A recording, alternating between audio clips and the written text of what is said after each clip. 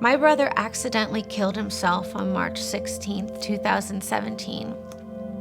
He was in a bad place, the deepest and darkest place he had ever been.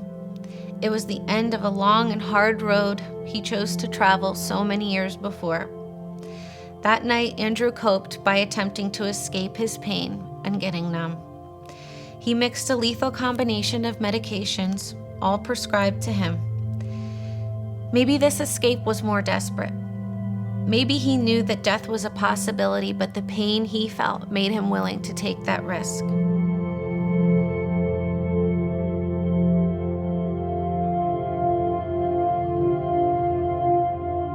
Let me tell you about a boy. A boy who was born to two loving parents in a great home. A boy who had an older sister and a younger brother. A boy who loved to play outside, whose extraordinary imagination could almost make you feel like the most intense games of make-believe were actually real. He loved animals and nature, and you could find him exploring the woods any chance he got. And don't you know, the same boy naturally had lots of friends. You see, he was so funny and quick-witted. He was also good at sports. He was fast and strong and agile. This boy melted hearts when he walked into a room. His smile so big and bright, his eyes so sparkly. So this boy surely seemed to have it all, didn't he? What if I told you that he didn't? What if I told you that this boy was in pain? My brother Andrew suffered from mental illness, and he was scared and ashamed of it. During some of the worst times, he would break down, admitting that he didn't want to be alive anymore. He would withdraw from things he normally loved. He sabotaged friends and relationships. Now, to the outside world, Andrew wore a mask. He was scared and ashamed to let the outside world know that he was not okay, and he was living in a secret world of sadness. At age 30, my brother had a son, a beautiful baby boy. I'll never forget the look of pride and love that beamed from Andrew's face when he talked about his baby or when he was with him. No, not even the love for his own child could save him. Andrew no longer loved himself. I often think that in the beginning, if there were more help available to Andrew when he was a teenager, that things could have been different. Now, I have a question for all of you.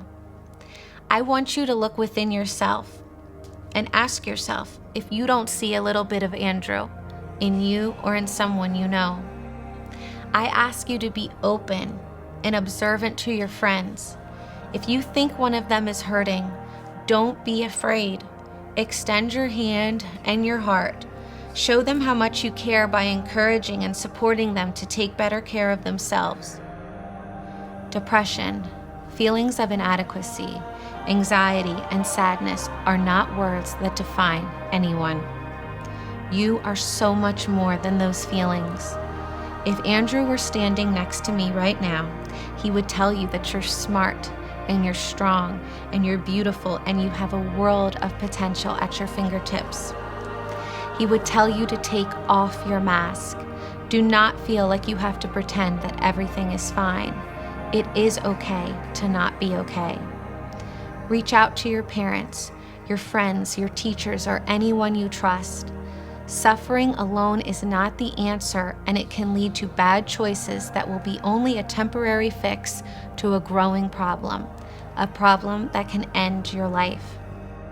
If Andrew were your friend today, he would show you that organizations that were not available to him, like Avidum, are here to offer you the love, understanding, and support to take your life back. If your life were a book, the way you're feeling right now is just a small chapter. Your story is long and special, and it deserves a happy ending. Andrew would tell you that his ending does not have to be yours. Remember this face. Let Andrew and Avidum help you to remove the stigma from mental illness.